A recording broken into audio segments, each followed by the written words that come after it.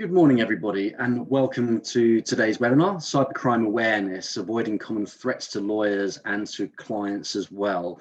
That's the name of today's webinar. My name is, I can get the slides moving, there we go. My name's Adam Bullion, and I'm the General Manager of Marketing at Practice Evolve.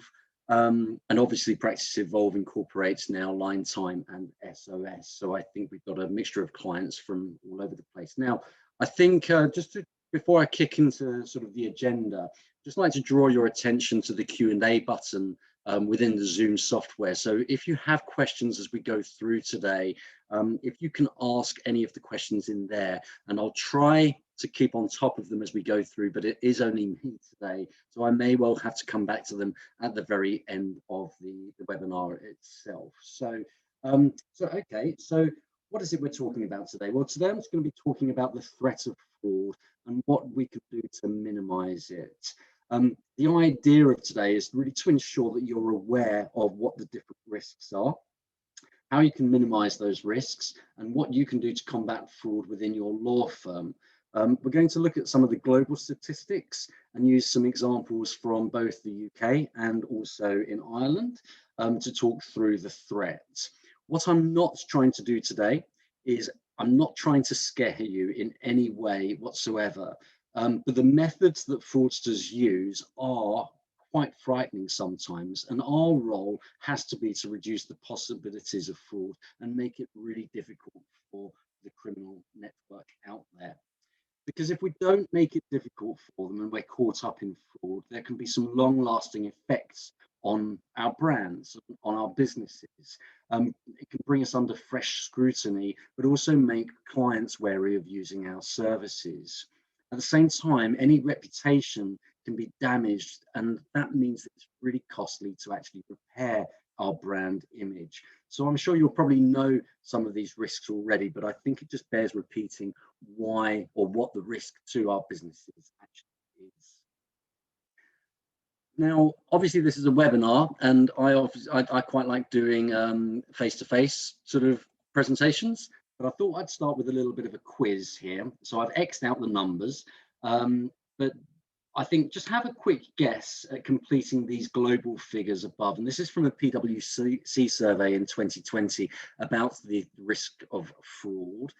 So what percentage of companies experienced a fraud in the last 24 months? How much is the total fraud losses reported by respondents? What's the average number of frauds reported per company? And how many conducted an investigation into their worst fraud incidents? Just have a little guess, and you can, I won't mark you, you can mark yourselves really. Okay, so I'll give you a couple of seconds to do that. Just have a little guess, and then I'll move on to the answers. So I do wonder how many of you got close to the answers. Slide and move on. Here we go. So 47% of companies experienced a fraud in the past 24 months. Now, I think it's important to say this isn't just law firm specific. This is businesses across the globe. But that is almost half of businesses out there have experienced a fraud. $24 billion is the total amount or losses reported by respondents. 6 frauds is the average number of frauds reported per company. Now that's quite high on an annual basis, but actually only 56% conducted an investigation into their worst fraud incident. And I think to some degree that's a little bit concerning of a figure, because it demonstrates the issue is not always being taken seriously or reported to the official channels. So it does mean that some of the other figures there could somewhat underrepresent the threats that exists. Moving on, so what we see here is how fraud is generally increasing, and you can see it's generally increasing across the board. And it's why it's important to continuously educate ourselves on the types of crime. Partly because of this, we'll talk about cybercrime, we'll talk about customer fraud, we'll talk about human resource, or it can sometimes be a contentious issue, but employee fraud. We'll talk about AML, identity theft, and a few others today. Because, and I talk about the contentious issue of the internal threat or employee fraud, but we mustn't ignore it. And this is according, excuse me, this is according to the same survey here. But it is true that employees can fall into different fraudulent schemes. And this is partly what makes some of the frauds that we see even more difficult to expose until it's too late, because they're actually being covered up by the internal fraud. So this slide here shows collusion between internal and external at 20%, for example. So we do have to be aware of the risks, not only outside of our businesses, but on the inside as well. And I do appreciate that some of this can be things like expense fraud and things like that, but it is still fraud. The good news is that where there's a prevention process in place, the costs incurred for businesses when fraud is experienced can be lower. So if we've got a response and a remediation plan in place, the fines or the penalties can be lowered to some degree. Okay.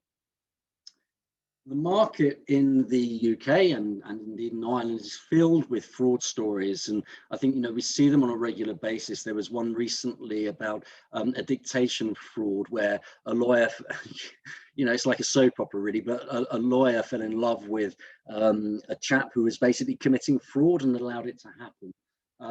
But it's filled with the fraud stories. The Solicitors Regulation Authority and other businesses are constantly letting the legal market know about the different threats.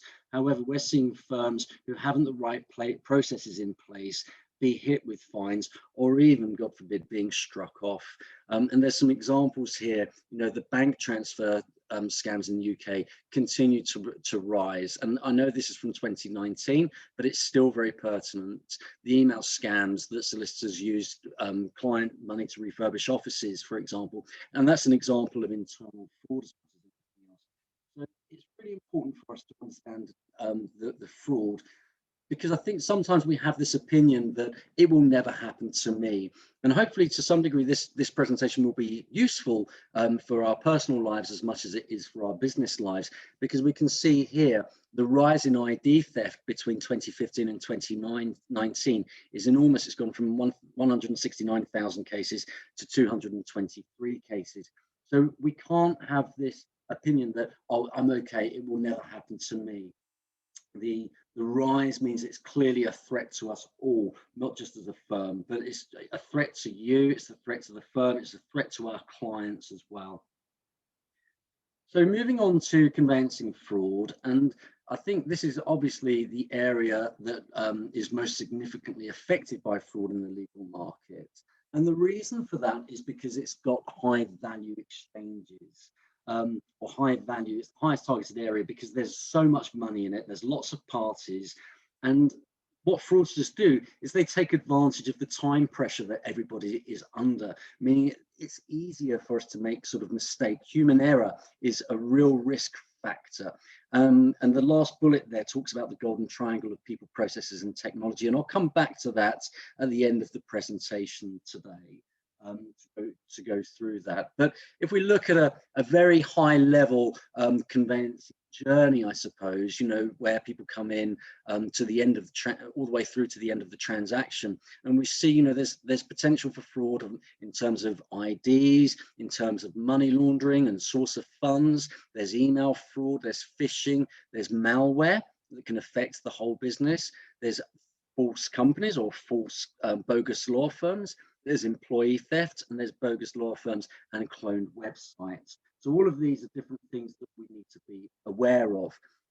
And I'm going to use today to talk through some of these, giving you some case studies or some examples, I suppose, rather than case studies, some examples of what's happened before. And I'm going to start with the threat of identity theft. And I think what you'll see through the presentation is that a lot of the crimes or a lot of the frauds are actually interlinked. So from identity theft to email hacking to malware, there is an element of interlinking between the frauds, and fraudsters are definitely becoming a lot more advanced in their techniques. So this aspect of ID theft came towards the end of a transaction rather than at the beginning. But the client's email, so the family that you see here, was hacked at just the right time, the fraudster sent an email from the client's hacked email account to the law firm telling them that they had changed their bank details. Now, the firms take this as read, as written, and when it's time to transfer, they paid the money into the updated account without conducting any relevant checks on the bank accounts or any call to the client to confirm that they were the ones who had sent those details. Really, that should be a red flag, but this is very much a blend of email hacking and ID theft. An incredible 333,000 was stolen from this family. You know, that's a life-changing amount to a family moving home. But it exists as a reminder that it's our responsibility to advise and look after the client and to check any details, especially when it comes to large amounts of money. You know, I think the fact that no checks were carried out to confirm these bank account details had actually changed was crucial and very much missed. And I think many of us know that AML is very prominent in the market as well because of the large amounts of money that should get moved through. And there's a good stat here of 1 to 2% of all property transactions in the UK are directly funded by criminal activity. Now, that is very much more than just conveyancing, I suppose. It also includes sort of the rental market and so on. But, you know, money laundering is a very real risk with people moving large amounts of money around. And it's the risk to the solicitors when a purchaser is not who they say they are or is moving that money. And you see from the little map here where the fraud hotspots are across the UK. And unfortunately, I haven't got Irish stats in here, but you can see the darker red are the higher threats, really. But that doesn't necessarily, if you're outside of risk areas, it doesn't necessarily mean that you're not exposed. In fact, fraudsters will target areas where there's less fraud sometimes because they know that people can fall for that sort of threat there. So in terms of, I think here, we also have this very real belief that, you know, people who we've dealt with for many years won't ever change and become a criminal. And actually, I think we have to think about that. And there's a good example here, a primary school head teacher being arrested in a money laundering probe, you know. So even those in trusted positions can actually turn to crime. And I think the other one that maybe we all know about, and it's from some years ago, is the Max Hastings, the journalist for the Daily Mail, where his wife's property was sold for 1.3 million, but even the Hastings weren't aware that their property was being stolen, was being sold. The fraudsters actually took his identity. And despite the firm having conducted some checks, they were still fooled into believing the seller was actually Mrs. Hastings. So while trusting people is sometimes a good thing, I think it's about remembering that you're having to protect yourself, your firm, and your clients. So just some ideas here around protecting yourself. You know, ensure you know what to check within your identification. For example, how many pages does a standard passport contain? Can anyone actually answer that? When you're checking through a passport, do you know how many pages should be in there? I think it's 12 in the UK. Never share personal details via email, or you know, never take it as read that someone will change their details and let you know via email. And always check by any changes by speaking with clients. Anything that looks like a red flag probably is a red flag, so you should probably check it, and that's the relevant thing to do there. Make sure you're also then performing your anti-money laundering checks and ID checks. And if you're not already, maybe I'd suggest using InfoTrack's eCOS product, which combines or confirms identification, source of funds, and AML, because I do know that obviously, as we are currently under lockdown, it's very difficult to do this in person right now. But certainly they, InfoTrack provide an eCOS product or service that checks all of these digitally, so it gives you peace of mind. So I mentioned email fraud there as well as part of that, and I'll move into the email fraud now. And I think what we're looking out for here is the phishing attacks. So, you know, what people look for in a phishing attack, and we can see that 9 out of 10 cyber attacks actually start with a simple phishing email. This is about sort of the fraudster masking addresses. So it looks like it could come from the customer, it could come from yourself going to the client, it could come from banks. And it's sent to staff looking for information, looking for personal information, or looking for the firm to actually perform an action very quickly under pressure. The anatomy of a phishing email, and I'm sure you're very aware of what these are, but it does bear repeating. They tend to contain sort of links and attachments that ask you to do something quickly, ask you to do something urgently around providing any personal information, or not necessarily personal information, but also if you're in business, you know, maybe it says, I need you to transfer £30,000 from this account to this account. And sometimes under pressure, we can just do it. We can all fall for it. As much as we'd like to say we won't, sometimes we can. It generally incentivizes through a threat or a reward more so. And the types of things that I'm thinking there are, for example, Hmrc emails or fraud emails from the Hmrc saying you've got a tax rebate of £300. Click here to enter your details and get your reward now. It's that sort of thing that can actually happen there. And a good example of this is something that appeared in Legal Cheek. You know, this is very much probably a little bit more to do with whaling, which targets the bigger fish in a firm. But what you see here is a fraudster who takes the name of John Allison from Hogan Lovells, which is a large city firm, and they impersonate the chief exec or the chief financial officer, as it says here, and asking the company to make a payment in connection to the purchase of an overseas company, for example. And I think that phishing email was sent by the fraudster, basically pretending to be the partner within a law firm.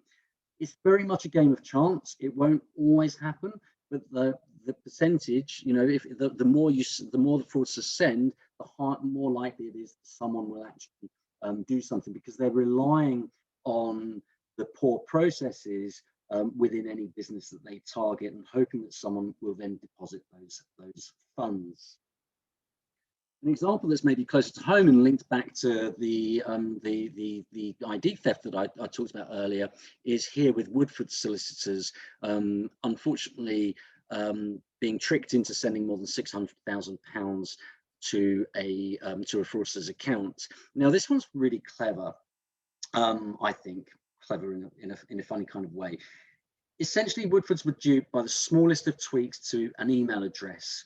They created a new email address, changing Nicola McConnell's spelling of her name by literally one letter. So maybe instead of, I don't know this, but they may have changed the 2 L's to 1 L, for example. They then requested the money to be transferred to a different bank account. And I think this is a very difficult one to pick up, but the red flag was there about making the money transferred to a different bank account. The fraudsters got away with £150,000. But should the firm not have checked the bank details? I mean, it is just a phone call, but the late change in account should have acted as that red flag. Again, another example of this being a life-changing really for the individual, but also the risk to the reputation of the law firm itself. So it's prominent, it's regular, it's growing, and it's getting more advanced. We're not even safe in COVID times, as you can see from these examples here.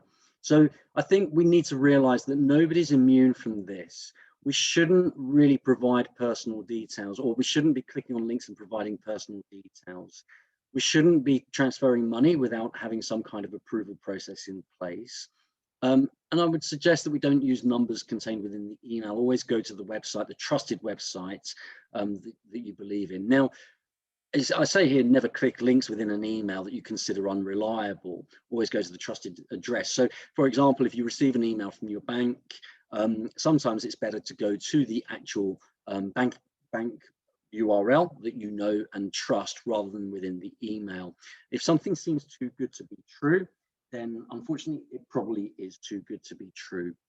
And I said about these types of fraud being interlinked. With any fraudulent email, such as this one here with the government, and it says access your funds now, what they tend to do is they can lead to a fake website or a bogus website that looks very much like the website of the Hmrc, but actually it's not. And we call them cloned websites. And here's a good example. One of these two websites for Applins in the UK is cloned. Now, how would you ever know which one is actually cloned looking at those two? It's very, very difficult because they've literally copied and pasted the same information from one website to another website. In fact, the cloned version is number 2 there, as you can see. This is commonly done when being used in conjunction with other frauds. Now, I think the other thing to say is that fraudsters are also getting quite smart by investing money. This is how they're making money from fraud. They're able to invest the money in SEO to make the clone website stand out over and above the actual website as well. So identifying and dealing with cloned websites, this is some examples of tools that are available in the marketplace, probably more for your IT teams, and I'm sure they're probably aware of this already. But should you want some further information, there's obviously looking into the URL itself and always looking for that HTTPS rather than HTTP. It's no guarantee, but it does maybe help, especially if you're looking for your bank or the Hmrc, government websites, etc. There are tools that help you identify if there is a cloned website out there, such as Copyscape. And there is also, you can go to who is hosting this to discover who's hosting that website, who's stolen the design, and make sure that you can get it removed. So moving on, and I think again this is linked with the websites, moving on to bogus firms. This is where firms set themselves up as a business or as a firm and pretend to be a firm and then convince another firm or a consumer, a client, to transfer money into their accounts.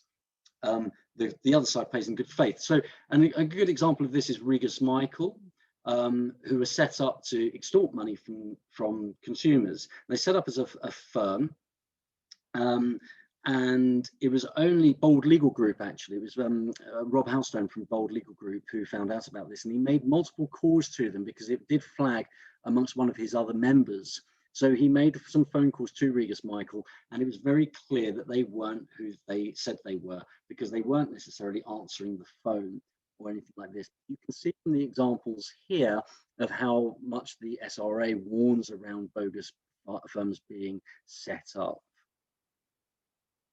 So how do we minimize the threat of bogus firms? Well, if you believe that there is a firm out there that's a bogus firm that's not real, I think it's quite, obviously everyone here is talking to other law firms in other places. So it's about using your network of clients to confirm whether they are who they say they are.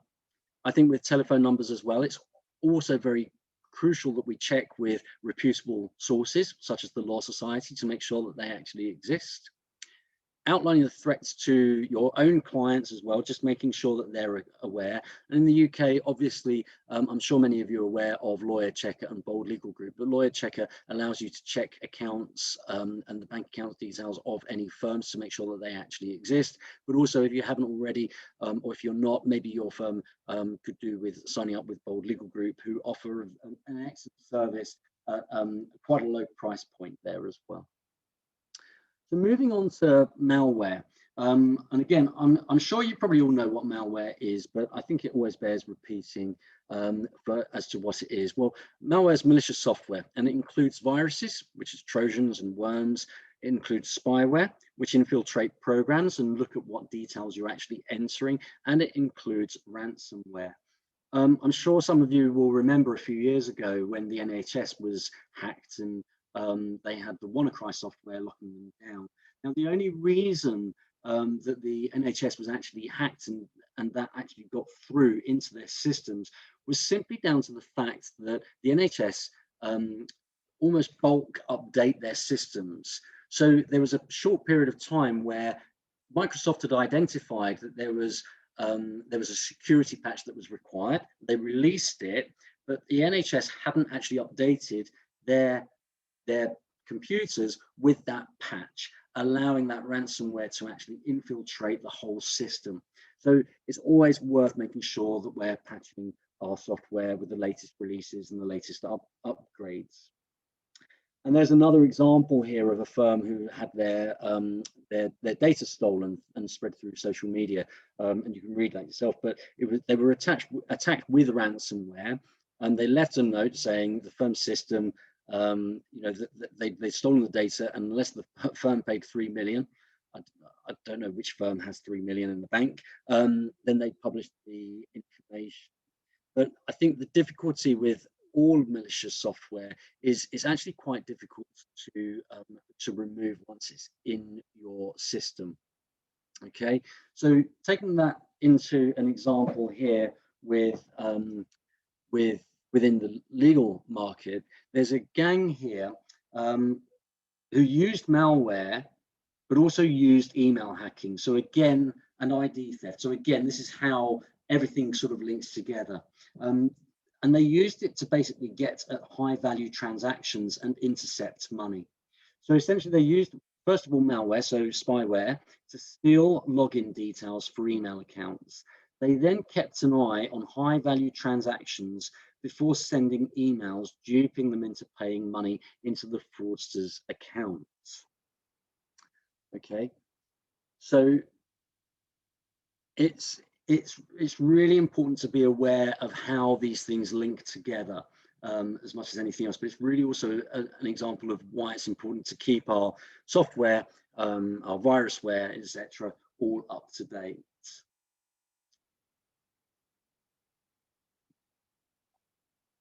Here we go. So because malware is growing, as you can see here, the global cost of malware from 2015 to 2019 increased from 500 billion to just under 2 trillion, and it's projected to be hit sort of 6 trillion in 2021. And as I say, a lot of this starts with email, so links in email that can potentially lock your computer down, websites, applications, and various other applications as well. So the minimizing the threat here, it's about antivirus software. It's about having strong security software in place within your firm, and I'm sure the IT guys are all over that. But I think also it's about making sure that you've got the latest versions of browsers.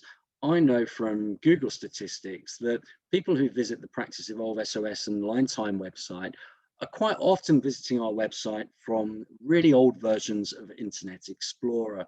And those Internet Explorer versions, they're not supported anymore. So they're not patched regularly enough to be safe any longer. So we have to make sure that we're downloading and using the latest versions of our browsers because they contain the latest security patches. Obviously, backing up files regularly is crucial. And as I say, I come back to education all the time, but this is all about making sure that staff know to take care when opening attachments or clicking links. And it is very much an educational approach to this.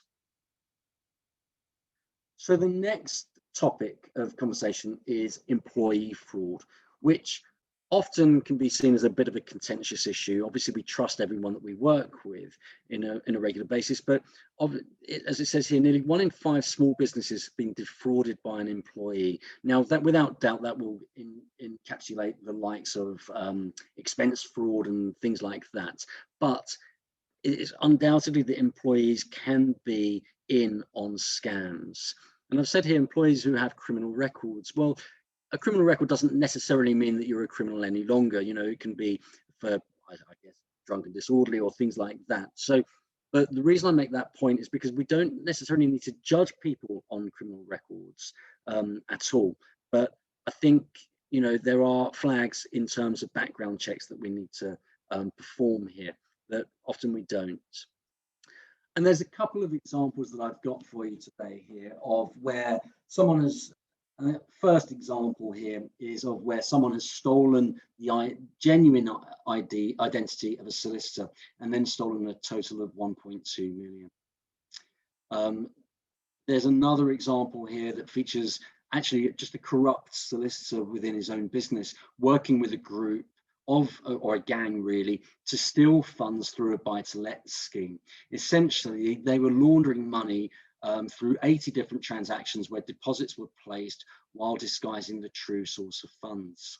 And very recently in Ireland, two solicitors were each charged with a single offence of conspiracy to commit fraud. I think it's Mr. Flynn and Miss Clark there. Essentially, they were trying to defraud AIB, Bank of Ireland, and Ulster Bank and other financial institutions by creating false identities for the purpose of obtaining credit dishonestly, with the effect of causing financial loss to the banks, was essentially what they were charged with. So again, they are employees who are deceiving the bank. So this employee fraud can actually exist within there. And there's another example of in the UK from a couple of years ago, and I can't remember the lady's surname, but her first name was Anya. And what she was actually caught being involved in a gang and being arrested for stealing funds from the firm. She got charged, she went to prison for a short while, she was released, and then she suddenly turned up at another firm and did exactly the same again. And really the firm that employed her a second time hadn't done their relevant background checks because she was using her actual name as well within this. Had they conducted a little bit of background checks, they would have discovered and looked more deeply into the reason she had this criminal record. And I think that's really more what I mean from a criminal record. We don't judge people on criminal records, but we look into it's a red flag, and we look into the detail as to why or what it is they've done. So employee minimizing the threat here. It's about pre-employment checks. It's about making sure that we've got anti-fraud policy statements internally. I've talked here about identifying staff behavior as well. Obviously contentious because not everyone's a criminal and we don't necessarily need to be all over our staff, but there are sometimes times when a staff member's attitude or behavior kind of changes. And I think we need to be on the lookout for that. That should act as a red flag to make sure that, that there's nothing there that's maybe untoward. And I think also it's about making sure that we've got processes and controls in place. So if we have large amounts of money moving through the business, have we got the right processes or the right approval processes in place to make sure that that money isn't transferred to a fraudulent account? Is there a little trigger, say if the bank account details change, that maybe raises that as a red flag within the firm and advises not to do anything with it until more investigation has taken place? So coming back to this, it will never happen to me. I think, what I've shown here are probably a lot of firms who thought it will never happen to me, and unfortunately it has. But Fran Marwood, who is CFAS, says, it relies on us understanding the threat. So training, awareness, and escalation routes are just as important as defensive technology. And I think that's very, very true. In fact, the way we look at it is this sort of, I suppose, this triangle of different elements and minimizing the fraud. Yes, we've got to use the latest in technology. We've got to make sure that our technology is updated and has all the latest software upgrades on it. But use technology to maybe work out, conduct the ID checks and things like that. We have to have a good process in place, a robust, flexible, and adaptable process, as it says there, in order to make sure that the little frauds that could happen are picked up in plenty of time.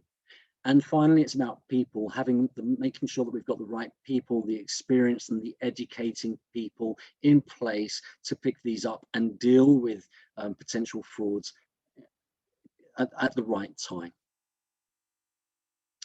So the best advice that I can provide you really here is this is about education, education, education. No matter if you are someone who doesn't necessarily deal with the money, or you are a person who deals with the money, it's about making sure that you're keeping on top of the different types of frauds at all times, but also making sure that your own internal staff are educated on what that potentially looks like.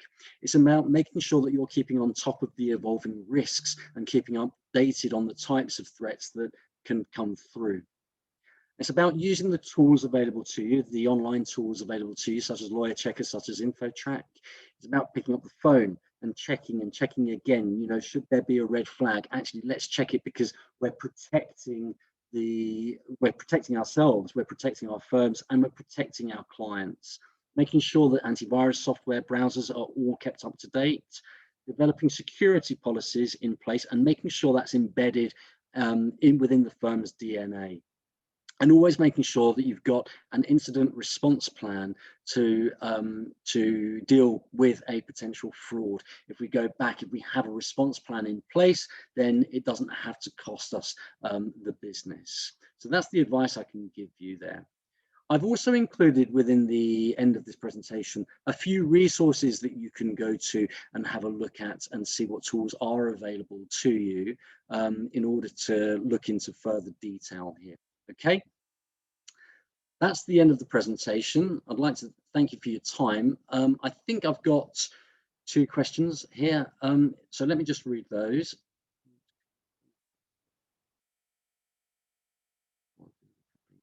It's not safe. Okay, so someone asked, if I want to confirm a firm's bank details of a company we haven't used before, I Google the company and call them. Is this not safe? I think it's, is it safe? I wouldn't say anything's safe. I think it's probably more around what other additional tools you put in place or process you put in place to make sure of those firms' bank details. So absolutely call them, but is there another way as well? Can you add something else to that to ensure that that is the company that they say they are? Ari, the cloned websites example, how was it discovered the one on the right was cloned? Was it the telephone number?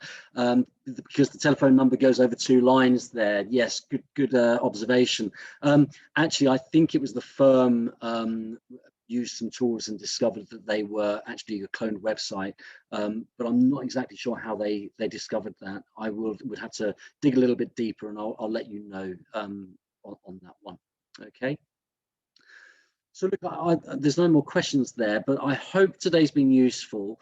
I do think this is an ongoing educational piece, and looking at examples and keeping up to date with the news in terms of what frauds are actually occurring out there. I think Legal Futures is always a very good resource. They're always carrying the latest results of fraud. Always go to the SRA. And also the law societies as well can give you more information. I will share these slides with everybody. I can see people saying, can we pop up the appendix again? So I'll do that quickly now, but I will share the slides so as you have the information, and you can then click on the links yourself. So thank you to everyone who's joined today. I hope you enjoy the rest of the day, and hopefully I haven't scared you too much. All right, thank you and goodbye.